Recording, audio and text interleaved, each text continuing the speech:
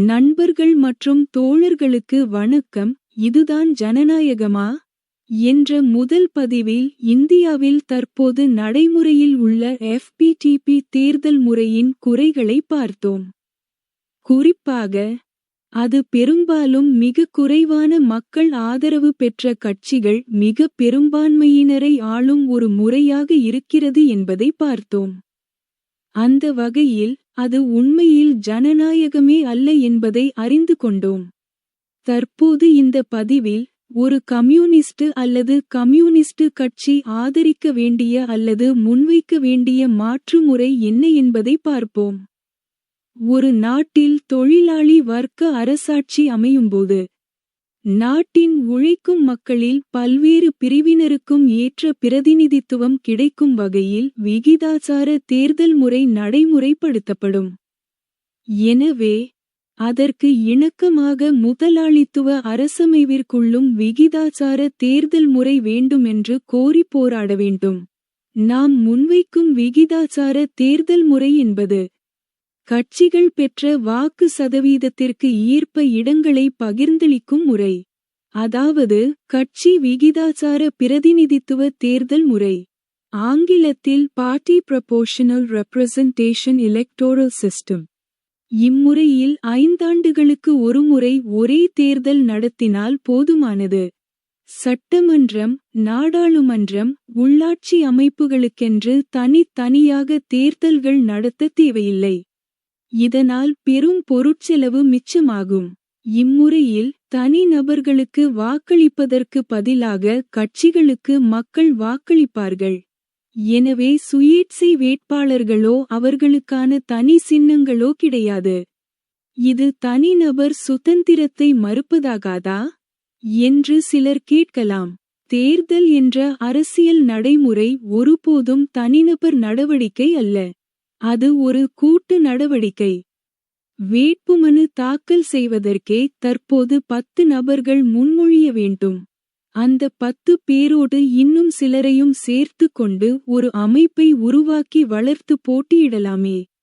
எனவே, புதிய முறையில் உள்ளாட்சி நிர்வாகங்களுக்கு கூடுதலான அமைப்புகள் போட்டியிட வசதியாக, அகில இந்திய அளவில், மாநில அளவில் கட்சிகள் பதிவு செய்யப்படுவது போல கூடுதலாக மாவட்ட அளவிலான, வட்ட அளவிலான கட்சிகள் பதிவு செய்யும் முறையும் வேண்டும்.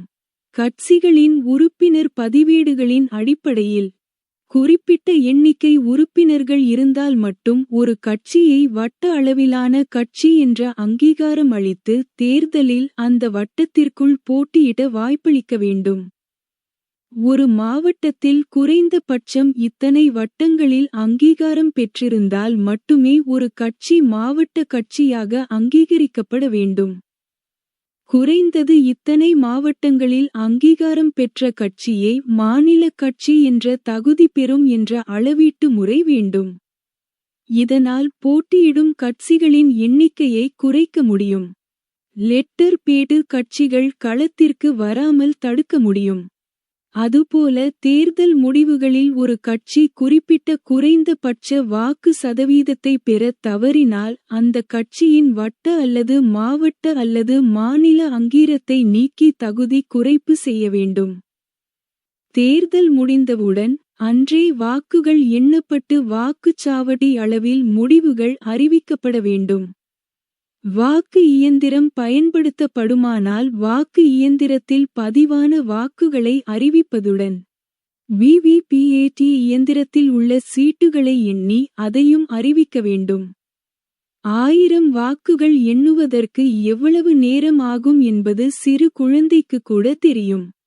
வாக்குச்சாவடி அளவில் ஒவ்வொரு கட்சியும் பெற்ற வாக்குகள் கணக்கிடப்பட வேண்டும். உள்ளாட்சி மன்றங்கள் அதனுள் அடங்கிய வாக்குச் சாவடிகளின் எண்ணிக்கை அடிப்படையில் கணக்கிடப்படும். ஒவ்வொரு கட்சியும் பெற்ற வாக்குகள் கணக்கிடப்பட்டு, அந்த கட்சிகள் பெற்ற வாக்கு சதவீதத்திற்கு ஈர்ப்ப இடங்கள் நிரப்பப்பட வேண்டும். மன்றங்களின் பிரதிநிதிகளை நியமிக்கும் பொறுப்பு அந்தந்த கட்சியையே சேரும். அவ்வாறு நியமிக்கப்படும் ஒரு உறுப்பினர், அடுத்த தேர்தல் காலத்திற்கு முன் மரணம் அடைந்துவிட்டாலோ, அல்லது குறிப்பிட்ட கட்சியில் இருந்து விலகி விட்டாலோ அல்லது நீக்கப்பட்டாலோ, அவருக்கு பதிலாக வேறு ஒருவரை அந்த கட்சி நியமித்துக் கொள்ளும். மன்ற நிர்வாக குழுக்கள் தங்களுக்கு ஒரு தலைவர் மற்றும் துணைத் தலைவரை தேர்ந்தெடுத்துக் கொள்ளலாம். மாநில அளவில் கட்சிகள் பெற்ற வாக்கு விழுக்காட்டிற்கு ஏற்ப மாநில சட்டமன்றத்திற்கு கட்சிகள் தங்கள் பிரதிநிதிகளை நியமிக்கும். சட்டமன்ற உறுப்பினர்கள் தங்களுக்கான முதல்வரையும் பிற நிர்வாகிகளையும் தேர்ந்தெடுத்துக் கொள்வார்கள். மாநிலத்தின் மொத்த மக்கள் தொகை அல்லது வாக்காளர் எண்ணிக்கைக்கு ஏற்ப மாநில சட்டமன்றத்திற்கும் நாடாளுமன்றத்திற்குமான பிரதிநிதிகளின் எண்ணிக்கையை தீர்மானிக்கலாம். தற்போதுள்ள தொகுதி முறை நீக்கப்படும். இதுபோல அகில இந்திய அளவில் கட்சிகள் பெற்ற வாக்கு விழுக்காட்டிற்கு ஏற்ப அவர்கள் தங்கள் பிரதிநிதிகளை நியமித்துக் கொள்ளுவார்கள். உறுப்பினர்கள் கட்சி மாறினாலும் அடுத்த தேர்தல் வரை அந்த கட்சியின் வாக்கு பலமோ பிரதிநிதிகளின் எண்ணிக்கையோ நாடாளுமன்றத்தில் மாற்றம் அடையாது.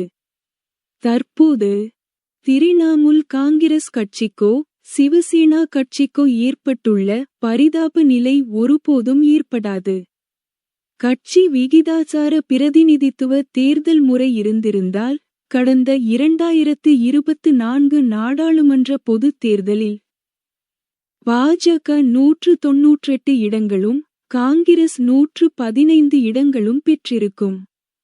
அதுபோல 2026 ஆண்டு தமிழ்நாடு சட்டமன்ற தேர்தல் முடிவுகளின்படி தவேக 82 இடங்களும் திமுக 57 இடங்களும் அஇஅதிமுக 50 இடங்களும் நாதக 9 இடங்களும் காங்கிரஸ் 8 இடங்களும் பெற்றிருக்கும்.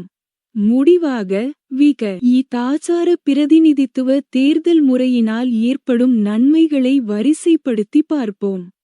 1. கொள்கை அரசியல் வளரும். 2. தேர்தலுக்கு முந்தைய கூட்டணிகள் கிடையாது. 3. ஒவ்வொரு கட்சியின் உண்மையான பலம் தெரியும். 4. பெற்ற வாக்குகளுக்கு ஏற்ற இடங்கள் கட்சிகளுக்கு கிடைக்கும். 5. உண்மையான பெரும்பான்மை மக்களின் ஆட்சி அமையும். 6. தேர்தல் செலவுகள் குறையும். 7. உறுப்பினர்கள் கட்சி மாறுவதால் கட்சிகளுக்கு பாதிப்பில்லை. 8. பணம் பரிசு பொருட்களுக்காக வாக்களிப்பது குறையும். 9. உள்ளூரளவிலான சாதி மத மோதல்கள் குறையும். இது சிந்திப்பதற்கும் விவாதிப்பதற்குமான ஒரு வரைவு நிலைப்பதிவுதான். சிந்தியுங்கள், விவாதம் செய்யுங்கள். கட்சி விகிதாசார பிரதிநிதித்துவ தேர்தல் முறையை ஆதரித்து பேசுங்கள், பரப்புங்கள்.